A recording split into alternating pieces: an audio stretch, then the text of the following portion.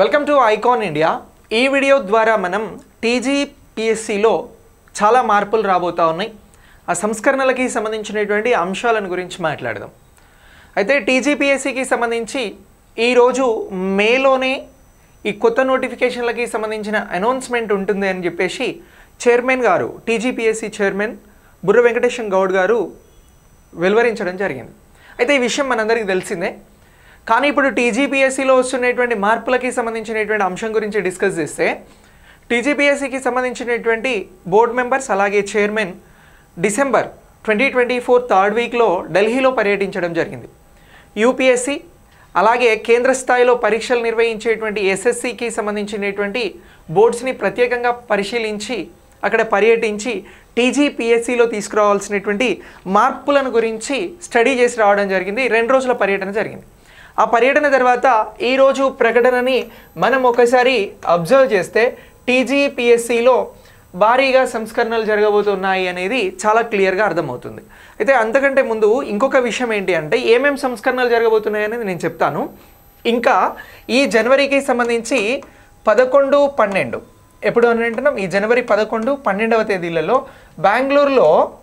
బెంగళూరులో ఈ పిఎస్సీలకి సంబంధించి పబ్లిక్ సర్వీస్ కమిషన్స్కి సంబంధించినటువంటి చైర్మన్ల మీటింగ్ జరగబోతూ ఉంది. అంటే అన్ని స్టేట్స్కి సంబంధించి పబ్లిక్ సర్వీస్ కమిషన్ ఉంటుంది కదా, ఈ కమిషన్కి సంబంధించినటువంటి చైర్మన్స్ ఎవరైతే ఉంటారో ఈ చైర్మన్స్ అంతా కూడా బెంగళూరులో 2 రోజుల పాటు సమావేశం కాబోతూ uన్నారు. అంటే ఇక్కడ కూడా ఈ పబ్లిక్ సర్వీస్ కమిషన్స్కి సంబంధించినటువంటి అంశాలపైన చర్చించబోతూ ఉన్నారు. ఇక అలాగే 23rd జనవరికి సంబంధించి ఇదే జనవరి 23rd అంటే ఇదే నెలలో మళ్ళీ యూపీఎస్సీలో కూడా, అంటే యూపీఎస్సీ ఆఫీస్ ఢిల్లీలో ఉండేటువంటి హెడ్ క్వార్టర్స్లో కూడా మళ్ళీ ఒక సమావేశం జరగబోతూ ఉంది. దీనిలో ఇంటర్వ్యూస్కి సంబంధించినటువంటి అంశాలను గురించి ఇక్కడ చర్చించబోతూ ఉన్నారు. సో ఇలాంటి అన్ని అంశాలను బేస్ చేసుకొని టీజీపీఎస్సీకి సంబంధించి తెలంగాణ పబ్లిక్ సర్వీస్ కమిషన్స్లో కొన్ని సంస్కరణలు చేస్తూ ఉన్నారండి. ఆ సంస్కరణలు ఏంటి అనేటువంటి అంశాన్ని గురించి మనం ఇక్కడ తెలుసుకోవాల్సి వస్తే, మొట్టమొదటి సంస్కరణ ఏంటి అని అంటే, ఎగ్జామ్స్ అనేవి యూపీఎస్సీ తరహాలో కండక్ట్ చేస్తాము అని అంటున్నారు. ఎలా అని అంటున్నారు? సంస్కరణలకి సంబంధించి యూపీఎస్సీ తరహాలో చాలా అంశాలను ఫాలో అవుతుంది టీజీపీఎస్సీ అని చెప్పేసి చెప్పడం జరుగుతుంది. చాలా అంశాలు అని అంటే ఇక్కడ ఎగ్జామ్స్ని కండక్ట్ చేసే విషయంలో కానీ, ఎగ్జామ్స్ అనంతరం ఇక్కడ రెవెన్యూ డిపార్ట్మెంట్స్కి సంబంధించి లేదా ఇతర డిపార్ట్మెంట్స్కి సంబంధించినటువంటి ఉద్యోగాల భర్తీకి టీజీపీఎస్సీ అనేది వర్క్ చేస్తూ ఉంది. ఫర్ ఎగ్జాంపుల్ మాట్లాడితే మనకి ఇక్కడ రెవెన్యూకి సంబంధించినటువంటి పోస్టులు భర్తీ చేసే అవకాశం అనేది ఉంది. ఇక్కడ ఇరిగేషన్కి సంబంధించినటువంటి పోస్టులను భర్తీ చేసే అవకాశం ఉంటుంది. ఇక దీంతో పాటు ఇతర ఈఓ, సిడిపిఓ లాంటి ఎగ్జామ్స్ని భర్తీ చేసే అవకాశం ఉంది అని అనుకుందాం. ఫర్ ఎగ్జాంపుల్ ఇప్పుడు ఈ ఎగ్జామ్స్ అనేవి కండక్ట్ చేసిన తర్వాత రిజల్ట్స్ అనేవి ఇచ్చిన తర్వాత వీటన్నింటికి సంబంధించి ఏం చేస్తూ ఉన్నారు, మళ్ళీ రిజల్ట్స్ అనేవి ఇస్తూ ఉన్నారు. సో ఇలా రిజల్ట్స్ ఇచ్చిన తర్వాత అనంతరం ఏం చేస్తూ ఉన్నారు అని అంటే సర్టిఫికేట్స్ వెరిఫికేషన్ అనేది చేస్తూ ఉన్నారు. సో ఇలాంటి అంశాలకి సంబంధించి ఎగ్జామ్స్ కండక్ట్ చేసేటువంటి బాధ్యత మాత్రమే టీజీపీఎస్సీ తీసుకుని రిజల్ట్స్ ఇస్తూ ఇక్కడ సర్టిఫికేట్ వెరిఫికేషన్ అనేటువంటి అంశాన్ని ఈ కన్సర్న్ డిపార్ట్మెంట్స్ ద్వారా చేసేందుకు సిద్ధంగా ఉన్నాము అని చెప్పేసి ఒక ప్రకటన చేయడం జరిగింది. ఈ విధానాన్ని మనం యూపీఎస్సీ తరహా విధానము అని అంటున్నాం. అంటే ఇక్కడ ఎగ్జామ్స్ అనేవి టీజీపీఎస్సీ ద్వారా కండక్ట్ చేయబడుతుంది. ఎంపికైనటువంటి అభ్యర్థులకి సంబంధించి రిజల్ట్స్ అనంతరం సర్టిఫికేట్ వెరిఫికేషన్ అనేది కన్సర్న్ డిపార్ట్మెంట్స్ నుంచి అవుతుంది. ఇక్కడ రెవెన్యూ అయితే రెవెన్యూ డిపార్ట్మెంట్, ఇరిగేషన్ అయితే ఇరిగేషన్ డిపార్ట్మెంట్, చైల్డ్ డెవలప్మెంట్కి సంబంధించి ఉమెన్ అండ్ చైల్డ్ వెల్ఫేర్ అయితే ఉమెన్ అండ్ చైల్డ్ వెల్ఫేర్కి సంబంధించినటువంటి డిపార్ట్మెంట్స్ ద్వారా అభ్యర్థులకి సంబంధించిన సర్టిఫికేట్ వెరిఫికేషన్ అనేది ఉంటుంది అని చెప్పేసి టీజీపీఎస్సీ చెప్పడం జరుగుతూ ఉంది. ఇది ఒక సంస్కరణ. సో ఇప్పటివరకు ఇదంతా కూడా ఎవరు చేస్తున్నారు అంటే టీజీపీఎస్సీ ద్వారా అవుతుంది, కొంత ఆలస్యం అవుతుంది. సో దీన్ని ఈ ఆలస్యాన్ని తగ్గించేందుకు అలాగే అభ్యర్థుల అంశాలలో కన్సర్న్ డిపార్ట్మెంట్స్ ఇక్కడ భాగస్వామ్యం అయ్యేందుకు ఈ విధానం తీసుకుంటున్నారు. ఇది యూపీఎస్సీ తరహాలో ఉన్నటువంటి విధానంగా మనం ఇక్కడ గుర్తించాల్సి ఉంటుంది. అయితే ఇక మరొక సంస్కరణ గురించి మాట్లాడదాం. రెండవ సంస్కరణ ఏంటి అని అంటే ఇక్కడ ప్రశ్నల నిధి అని చెప్పేసి అన్నారండి. అయితే ప్రశ్నల నిధి అనేది ఏ విధంగా తీసుకుంటా ఉన్నారు అని అంటే అప్డేటెడ్ క్వశ్చన్స్ని తీసుకుంటాము అని చెప్పేసి చెప్పడం జరుగుతూ ఉంది. అప్డేట్గా ఉన్నటువంటి ప్రశ్నలను తీసుకుంటాము అని చెప్తా ఉన్నారు.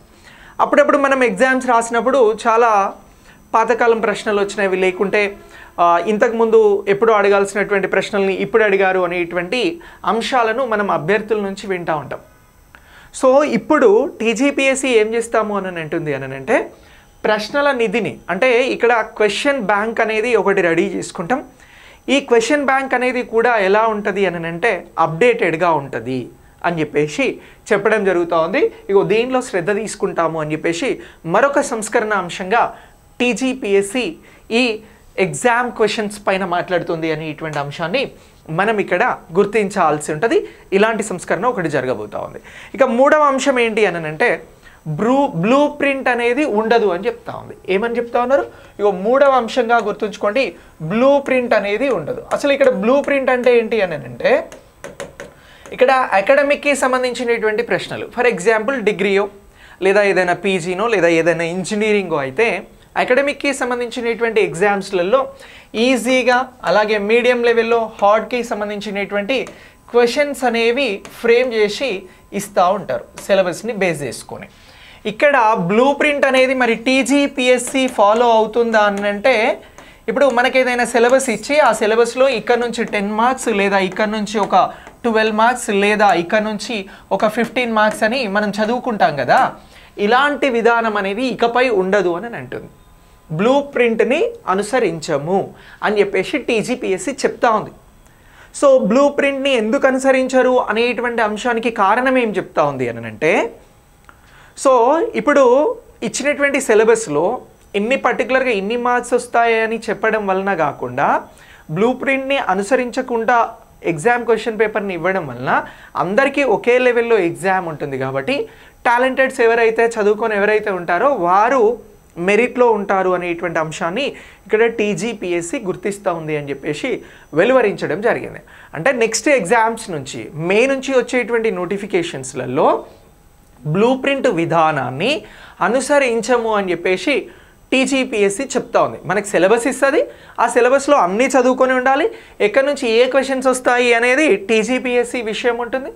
సో క్వశ్చన్స్ ఒక సబ్జెక్ట్ నుంచి ఎక్కువ వచ్చినా ఒక సబ్జెక్ట్ నుంచి తక్కువ వచ్చినా మనం రాయడానికి సిద్ధంగా ఉండాలి, ఇంకా దాని మీద ఏ గొడవ చేయొద్దు అనేది ఇక్కడ బ్లూ ప్రింట్ని అనుసరించము అనేటువంటి అంశాన్ని మెన్షన్ చేయడం జరుగుతూ ఉంది. ఇక నెక్స్ట్ దీనితో పాటు మరొక అంశం ఏంటి అని అంటే జంబ్లింగ్ విధానాన్ని గురించి చెప్పిందండి. మరొక విషయం ఏంటి అని అంటే జంబ్లింగ్. సో జంబ్లింగ్ విధానాన్ని తీసుకొస్తాము అని చెప్పేసి చెప్పడం జరిగింది. ఏంటి సార్ ఈ జంబ్లింగ్ అని అంటే, సో ఈ జంబ్లింగ్ అనేది ప్రశ్నలకి సంబంధించింది కాదు, ఈ జంబ్లింగ్ అనేది ఇన్విజిలేటర్లకి సంబంధించింది. సో ఇప్పుడు చాలా ఇన్స్టిట్యూషన్స్ అనేవి మనకి ఎగ్జామ్ సెంటర్స్గా ఎగ్జామ్స్ టైంలో పనిచేస్తూ ఉన్నాయి.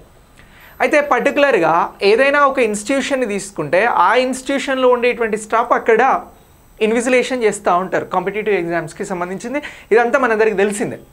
ఇప్పుడు పర్టికులర్గా టీజీపీఎస్సీ ఏమంటుంది అని అంటే ఎగ్జామ్స్ని పారదర్శకంగా జరిపేందుకోసం, ఎలాంటి కాపీయింగ్ జరగకుండా ఉండేందుకోసం ఈ పర్టికులర్ ఇన్స్టిట్యూషన్స్కి సంబంధించి ఎక్కడైతే సెంటర్ని టీజీపీఎస్సీ నిర్వహించాలి అని చెప్పేసి డిసైడ్ అవుతుందో ఆ సెంటర్స్కి సంబంధించినటువంటి స్టాఫ్ని ముందే తీసుకుంటారు.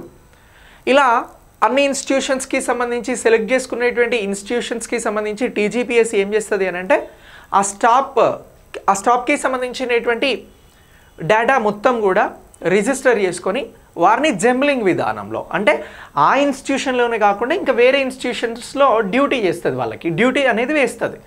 సో ఇలా ఆ పర్టికులర్ ఇన్స్టిట్యూట్కి సంబంధించిన వారు మాత్రమే ఉండరు కాబట్టి ఇక్కడ ఇంకా మరింత పారదర్శకంగా ఎగ్జామ్స్ అనేవి జరుగుతాయి అనేటువంటి అంశాన్ని కూడా టీజీపీఎస్సీ తన సంస్కరణలలో భాగంగా వెలువరించడం జరిగింది. ఇలాంటి సంస్కరణలన్నీ కూడా మనం మే నుంచి వచ్చేటువంటి నోటిఫికేషన్స్లలో టీజీపీఎస్సీ అనుసరించబోతూ ఉంది. సో ఇలా అనుసరించేటువంటి వీటికి సంబంధించి మనం ఈ అంశాలని, ఇలా మార్పులకి సంబంధించినటువంటి అంశాలని గుర్తుంచుకోవాల్సి ఉంటుంది. ఇక నెక్స్ట్ అలాగే ఎస్సీ వర్గీకరణ అనేది స్టేట్లో కొనసాగుతున్నటువంటి అంశం కాబట్టి ఈ ఎస్సీ వర్గీకరణకి సంబంధించి ప్రభుత్వం ఇచ్చేటువంటి సూచనలను బేస్ చేసుకొని టీజీపీఎస్సీ పనిచేస్తుంది అని చెప్పేసి కూడా టీజీపీఎస్సీ ప్రకటించడం జరిగింది. సో ఇలా ఈ అంశాలను గుర్తుంచుకోండి. టీజీపీఎస్సీ నుంచి వచ్చేటువంటి మార్పులను ఎప్పటికప్పుడు నేను చెప్తూనే ఉంటాను. వాటి కోసం మీరు ఈ ఛానల్ని సబ్స్క్రైబ్ చేసి మీ ఫ్రెండ్స్కి షేర్ చేయండి. అన్ని కాంపిటేటివ్ పోటీ పరీక్షలకి సంబంధించినటువంటి ఆన్లైన్ క్లాసెస్ని, ఆఫ్లైన్ క్లాసెస్ని ఐకాన్ ఇండియా మీకోసం నిర్వహిస్తూ ఉంది.